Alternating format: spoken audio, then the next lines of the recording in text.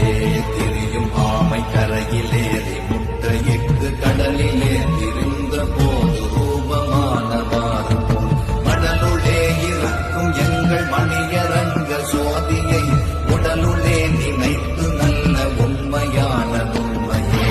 ஓம் நமச்சிவாய ஓம் ஓம் நமச்சிவாய ஓம் நமச்சிவாய ஓம் நமச்சிவாய. கடலில் வாழும் ஆமையானது கரையில் ஏறி முட்டையிட்டு மணலை போட்டு மூடிவிட்டு கடலுக்கே சென்றுவிடும்.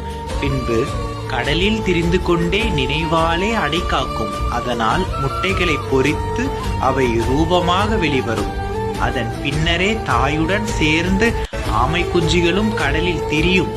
அவை ரூபமாக அடைவதற்கு தாய் ஆமையின் நினைவே காரணமாக இருந்தது போல் நம் உள்ளமாகிய தாமரையில் இருக்கும் மணியாக விளங்கும் அருட்பெரும் ஜோதியான ஆண்டவனை உடலுக்குள்ளேயே மெய்ப்பொருளாக இருப்பதை எண்ணி நினைத்து தியானியுங்கள் என்று சிவவாக்கிய சித்தர் கூறுகிறார்.